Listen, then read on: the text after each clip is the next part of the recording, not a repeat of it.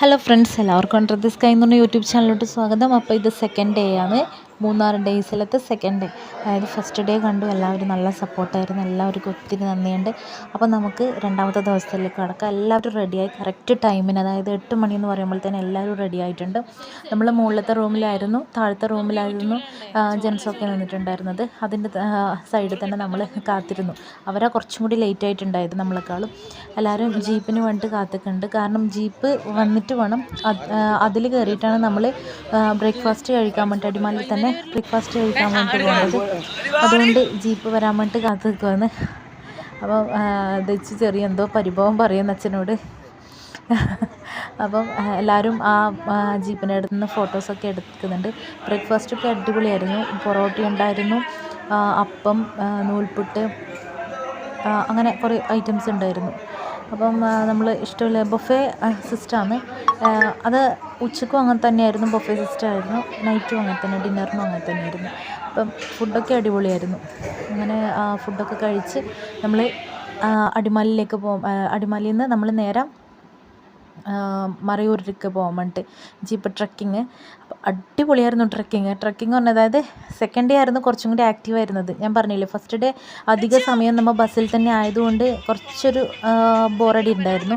പക്ഷേ second day പൊളി. കാരണം നമ്മൾ കുക്കു എന്നാണ് നമ്മളെ ഡ്രൈവറെ പേര്. അവനാണെങ്കിൽ നല്ല അടിപൊളി ഡ്രൈവറും. കാരണം ട്രക്കിങ് പറയുമ്പോൾ തന്നെ നമ്മളെ ഇങ്ങനെ ഫുള്ളൊന്ന് അടിപൊളിയായിട്ട് തന്നെ എടുക്കുകയെല്ലാം ചെയ്ത് തെറിപ്പിച്ചെടുക്കുക തന്നെ ചെയ്തിട്ടുണ്ടായിരുന്നു. അങ്ങനെ ആടുന്ന് കുറേ ഫോട്ടോസും വീഡിയോസൊക്കെ റീൽസൊക്കെ നിങ്ങൾക്ക് ഷോർട്സായിട്ട് ഞാൻ ഇട്ടിട്ടുണ്ട്. അപ്പോൾ അത് പോയി ഒന്ന് കാണണം. അപ്പം അങ്ങനെയൊക്കെ കഴിഞ്ഞ് അവിടുന്ന് നമ്മൾ നേരെ തിരിച്ചു കാന്തല്ലൂരിലേക്ക്. മറയൂർ തന്നെ നമുക്ക് കുറച്ച് സ്ഥലം കൂടി കാണാനുണ്ടായിരുന്നു. മറയൂർ തന്നെ നമ്മൾ ആദ്യം ഒന്ന് ചന്ദനത്തോട്ടത്തിലേക്ക് പോയിട്ടുണ്ടായിരുന്നു. അത് കംപ്ലീറ്റ് ചന്ദനത്തോട്ടമായിരുന്നു, ചന്ദനമരം. അവിടുന്ന് നേരെ നമ്മൾ മറയൂർ ശർക്കരയില്ലേ, അത് ഫേമസ് ആയിട്ടുള്ള മറയൂർ ശർക്കര ഉണ്ടാക്കുന്ന സ്ഥലത്ത് പോയി അവിടുന്ന് ശർക്കര വാങ്ങിക്കാനുള്ള ഓപ്ഷനും കാര്യങ്ങളൊക്കെ ഉണ്ടായിരുന്നു. അതൊക്കെ ഈ ജീപ്പിൽ തന്നെയാണ് നമ്മൾ പോകുന്നത്. പിന്നെ സ്ട്രോബെറി തോട്ടം, അതുപോലെ ആപ്പിൾ തോട്ടം ഒക്കെ ഉണ്ടായിരുന്നു. അപ്പോൾ ആദ്യം തന്നെ നമ്മൾ പോയിട്ടുണ്ടായിരുന്നത് മറയൂർ ശർക്കര ഉണ്ടാക്കുന്ന സ്ഥലത്ത്. അതായത് അവിടുന്ന് സെയിലും ചെയ്യുന്നുണ്ട് അവർ. അതുപോലെ ഉണ്ടാക്കുന്ന കാര്യങ്ങളൊക്കെ വിശദീകരിച്ച് തരുന്നുണ്ട്. പിന്നെ അതുപോലെ തന്നെ കരിമ്പ് ജ്യൂസ് കുടിക്കാനും, കരിമ്പ് ചെത്തി ആക്കി അത് വെച്ചിട്ടുള്ള അതിൻ്റെ സൈഡിൽ തന്നെ കരിമ്പിൻ ജ്യൂസ് കുടിക്കാനുള്ള ഓപ്ഷൻസ് ഉണ്ട്. അതുപോലെ തന്നെ അതൊക്കെ ഞാൻ കാണിച്ചു തരുന്നുണ്ട്. ഇതൊക്കെ നമ്മൾ ജീപ്പിൽ തന്നെയാണ് പോയിക്കൊണ്ടിരിക്കുന്നത്. കുറച്ച് ഭാഗം മാത്രമേ ഓഫ് റോഡ് ഉണ്ടായിരുന്നുള്ളൂ. പിന്നെ അതൊക്കെ ഇങ്ങനെ താറിട്ടിട്ടുണ്ടായിട്ടുള്ള റോഡ് തന്നെ. പക്ഷേ അടിപൊളിയായിട്ട് നല്ലോണം വളവൊക്കെ വളച്ച് അടിപൊളിയായിട്ട് നമ്മളൊരു ഒരു ഓഫ് റോഡ് സ്റ്റൈലിൽ തന്നെയായിരുന്നു കുക്കു വണ്ടി എടുത്തിട്ടുണ്ടായിരുന്നത്. പിന്നെ അവൻ്റെ ബ്ലൂടൂത്ത് എന്തോ കംപ്ലൈൻ്റ് ആയതുകൊണ്ട് നമ്മളതിൽ തന്നെയാണ് ഫോണിൽ പാട്ട് വെച്ചിട്ടുണ്ട്. ടോട്ടലി 3 ജീപ്പായിരുന്നു ഉണ്ടായിരുന്നത്. പിന്നെ നമുക്ക് പോകാൻ വേണ്ടി ഞാനിതുവരെ ട്രക്കിങ്ങിന് പോകാത്തത് കൊണ്ട് തന്നെ അതൊരു ഫസ്റ്റ് എക്സ്പീരിയൻസ് തന്നെയായിരുന്നു. അടിപൊളിയായിരുന്നു. ഇത് കാരണം കുറേ ആൾക്കാർ ഈ ട്രാവൽ ചെയ്യുന്നത് ഇഷ്ടപ്പെടുന്നുണ്ട്. ഇതാണ് നമ്മൾ ശർക്കര പറഞ്ഞിട്ടുണ്ടായിട്ട് മുന്നേ മറയൂർ ശർക്കര ഉണ്ടാക്കുന്ന സ്ഥലത്ത് പോയി. അവിടുന്ന് ശർക്കര ഉണ്ടാക്കുന്നത് ആ സമയത്ത് കാണുന്നുണ്ടായിരുന്നില്ല. പിന്നെ ആക്കി വെച്ചിട്ടുണ്ടായത്, അതായത് ശർക്കര പാവ് അങ്ങനെ ആക്കി വെച്ചിട്ടുണ്ടായിരുന്നത് കണ്ടു. പിന്നെ അതുപോലെ അവർ പാക്ക് ചെയ്യുന്നതും ബാക്കിയില്ല കണ്ട. ഇത് ശരിക്കും പറഞ്ഞാൽ മറയൂർ ശർക്കര കട്ടയായിട്ടും തരുന്നുണ്ട്. അതുപോലെ തന്നെ പിന്നെ പൊടിയായിട്ടും ഓരോ ക്വാളിറ്റിയിലനുസരിച്ചിട്ട് വില വ്യത്യാസം വരുന്നുണ്ട്. 150-ൻ്റെ ഉണ്ട്, 180-ൻ്റെത്, 200 സംതിങ്ങിൻ്റെത് വരുന്നുണ്ട്. ഇതുപോലെ കട്ടയായിട്ടും ഉണ്ടയായിട്ടും വരുന്നുണ്ട്. അപ്പം നമ്മൾ പൊടിയാന്ന് വാങ്ങിച്ചിട്ടുണ്ടായിരുന്നത്. അതിൽ പിന്നെ ഈ നമ്മളെ ഇഞ്ചി അതെല്ലാം ചുക്കൊക്കെ പൊടിച്ചിട്ടുണ്ടായ അങ്ങനെ മിക്സിങ് ആയിട്ടുള്ളതും ഉണ്ട്. അങ്ങനെ ഓരോ ഫ്ലേവർ വരുന്നതും അവർ ഉണ്ടാക്കി പാക്ക് ചെയ്ത് വെക്കുന്നുണ്ട്.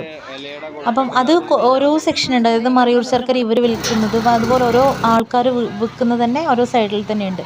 പിന്നെ അവിടെ കണ്ട പമ്പര ഒരെണ്ണം വാങ്ങിച്ചിട്ടുണ്ടായിരുന്നു. പാറുവിനും വാങ്ങിച്ചു, അതുപോലെ ദച്ചുവിനും വാങ്ങിച്ചിട്ടുണ്ടായിരുന്നു. രണ്ടാളും പമ്പരത്തിനെ കൊണ്ടായിരുന്നു കുറച്ച് സമയം കളി. അതിൻ്റെ താഴെ തന്നെയാണ് ഈ സ്ട്രോബെറി തോട്ടം കാണുന്നത്. അതിൻ്റെ സൈഡിൽ തന്നെയാണ് സ്ട്രോബെറി ജ്യൂസ് ഉണ്ട്. അതുപോലെ പൾപ്പാക്കി വെക്കുന്നുണ്ട്, ജാം രീതിയിൽ ഒക്കെ ആക്കി വെക്കുന്നുണ്ട്. പിന്നെ നമ്മൾ ആപ്പിൾ തോട്ടത്തിലേക്ക് പോയിട്ടുണ്ടായിരുന്നില്ല. കാരണം എന്ന് വെച്ചാൽ ആപ്പിൾ തോട്ടത്തിൽ ഇപ്പോൾ സീസൺ അല്ലാത്തത് അവർ പറഞ്ഞു സീസൺ അല്ല, അതുകൊണ്ട് ഇപ്പോൾ പോയാൽ വെറും മരം മാത്രമേ കാണാൻ പറ്റുള്ളൂ, അതുകൊണ്ട് പോയിട്ട് കാര്യമില്ല എന്ന് പറഞ്ഞതുകൊണ്ട് നമ്മൾ ഇപ്പുറത്ത് പിന്നെ ട്രീ ഹൗസിലോട്ട് കയറി. അത് മാക്സിമം 7 പേർക്ക് മാത്രമേ ട്രീ ഹൗസിൽ കയറാൻ പറ്റുള്ളൂ. അങ്ങനെ എണ്ണി നോക്കി എല്ലാവരും ഒരുമിച്ച് കയറാൻ പറ്റിയിട്ടുണ്ടായിരുന്നില്ല, അങ്ങനെ കയറിയിട്ടുണ്ടായിരുന്നു. പിന്നെ അതിൻ്റെ തൊട്ടടുത്തന്നെ കുതിര സവാരി ഉണ്ട്, പിന്നെ വ്യൂ പോയിൻ്റ് ഉണ്ടെന്നൊക്കെ പറഞ്ഞു. പക്ഷെ നമ്മൾ അങ്ങോട്ട് പോയില്ല, കാരണം കുറച്ച് ലേറ്റ് ആയിട്ടുണ്ടായിരുന്നു. അവിടെയൊക്കെ പോകുമ്പോൾ തന്നെ കുറച്ച് ലേറ്റ് ആയിട്ടുണ്ടായിരുന്നു, കാരണം നമുക്ക് തിരിക്കേണ്ടതല്ല. അതുകൊണ്ട് പിന്നെ നമ്മൾ അതൊക്കെ കഴിഞ്ഞ് നേരെ തിരിക്കുകയും ചെയ്തിട്ടുണ്ടായത്.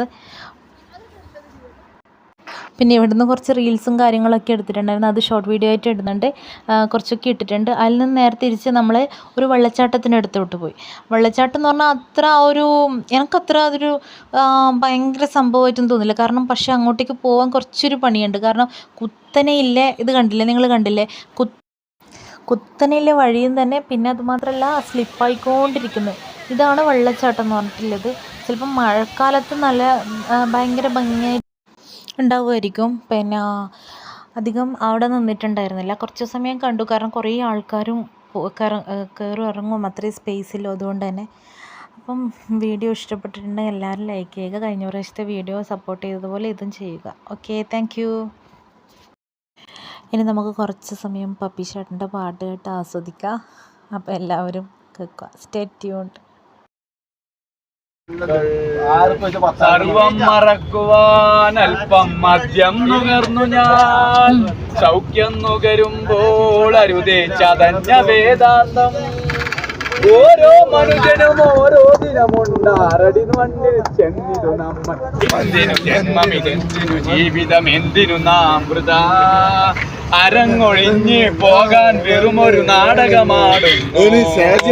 ഇന്നലെ നമ്മൾ കണ്ടവരിൽ ചിലരെങ്ങോ മറയുന്നു, കാലം കാട്ടും ജാലമതിൽ നാം മണ്ണായി മാറുന്നു. കാലം കാട്ടും ജാലമതിൽ നാം മണ്ണായി മാറുന്നു.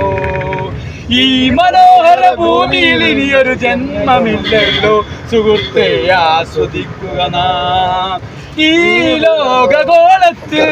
ഇനിയും പുലരികൾ ഉണരുമ്പോൾ ആരാരു തമ്മിൽ കാണും, എല്ലാം ഒരു വിധി വിളയാട്ടം. ഈ ലോകഗോളത്തിൽ ഇനിയും പുലരികൾ ഉണരുമ്പോൾ ആരാരു തമ്മിൽ കാണും, എല്ലാം ഒരു വിധി വിളയാട്ടം. ഇല്ലല്ലോ ദൈവം പോലും ഒരു ചെറുതണലേകാൻ, നേരം പോയി നമ്മൾക്കായി ഇനി കരയാൻ ആരുണ്ട്. ഓ മരണം മഞ്ചലുമായി വന്നാൽ കൂടെ പോകണ്ടേ, ഈ മനോഹര ഭൂമിയിൽ ഇനിയൊരു ജന്മമില്ലല്ലോ സുഹൃത്തെ, ആസ്വദിക്കുക നാം. കാലത്തിരമാലകളിൽ നമ്മൾ തുഴഞ്ഞ കളിവള്ളം, തീരത്തൊരു ചെറുതിരി കാട്ടാൻ ദൈവമുണ്ടോ മറുകരയിൽ. കാലത്തിരമാലകളിൽ നമ്മൾ തുഴഞ്ഞ കളിവള്ളം, തീരത്തൊരു ചെറുതിരി കാട്ടാൻ ദൈവമുണ്ടോ മറുകരയിൽ. ഇല്ലല്ലോ ദൈവം പോലും ഒരു ചെറുതണലേകാൻ, നേരം പോയി നമ്മൾക്കായി ഇനി കരയാൻ ആരുണ്ട്.